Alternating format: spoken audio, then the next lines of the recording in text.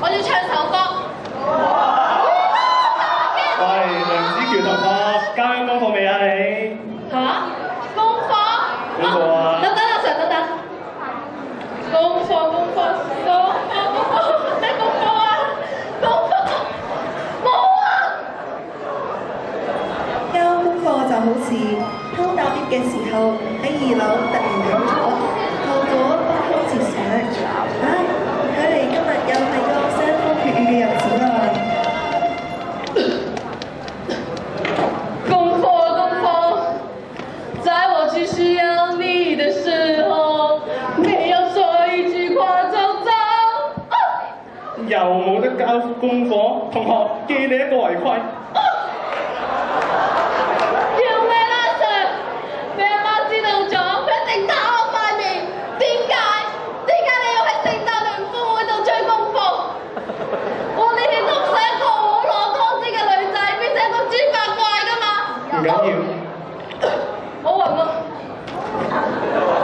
記得準時交功課啊，咪就好似梁同學咁噶啦。你講咩啊？吹啊！安史之亂過後，外族入侵加劇，唐朝國勢漸衰。唐代宗喺呢個時候唔見咗心愛嘅寶物，因此下令逮捕離職會換成一人。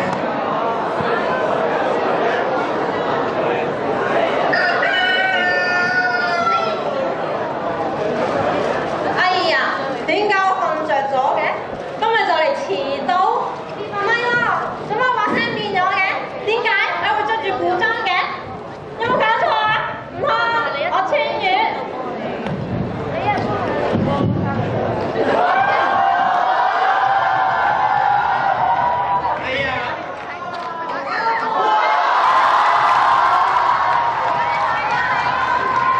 係房東嗰個，喂，你邊副？為人民服務好，就唔熟嘅。哇，乜你個樣咁似蘇慧倫嘅？你又一齊穿越啊？着咁多乜你唔熱嘅咩？姑娘，男女授受不親，請你自重啊！大唐國君遺失一書，我奉命上山下鄉搜查，啲姑娘有冇證據咧？係咪線索？乜原來你唔係蘇慧倫嚟㗎？姑娘，不如我唱首歌氹你開心啦！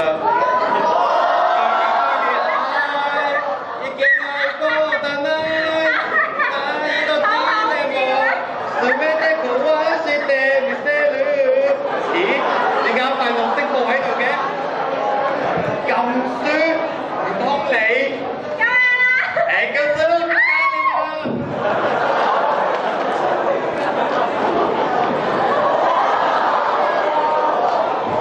於是咁樣女俠就暈咗，亦都因為咁，重開佢嘅任督二脈，又變翻原本嘅聲音。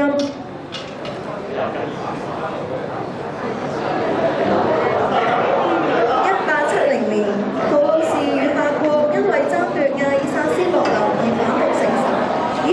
有冇人知亞爾薩斯洛林喺邊度呢？亞爾薩斯洛林係一片鄰近普魯士嘅法國領土，而當時普魯士嘅首相係卑斯麥。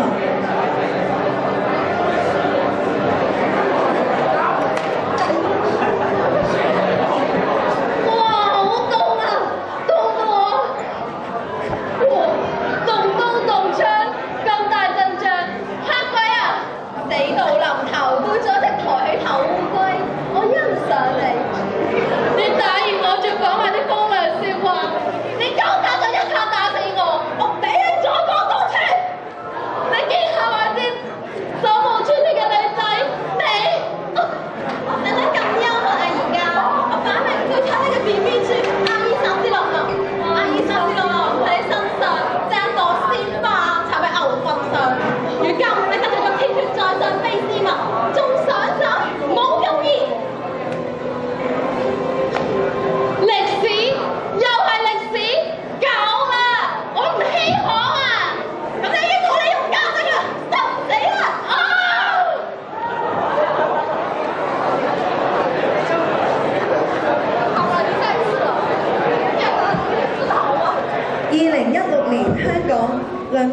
成功交到功課。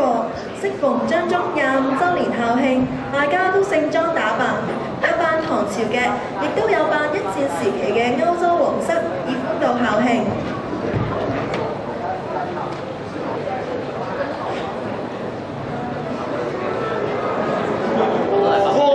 燒燒係椰子水，哇，咁嘈嘅！一去係爆發。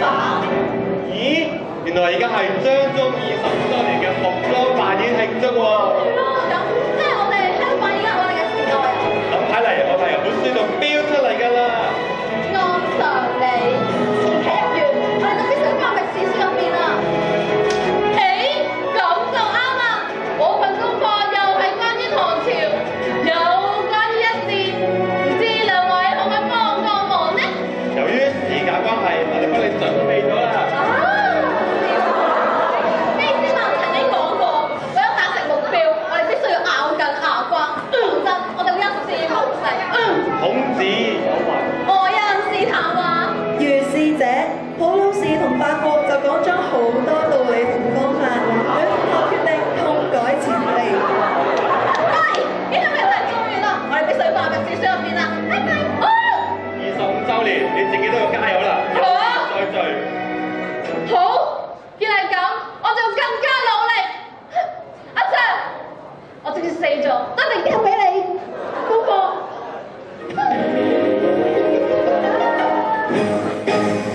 人人期望可達到，有心要做終得到。猶如夢幻天之稱讚，教足功課曾和美好。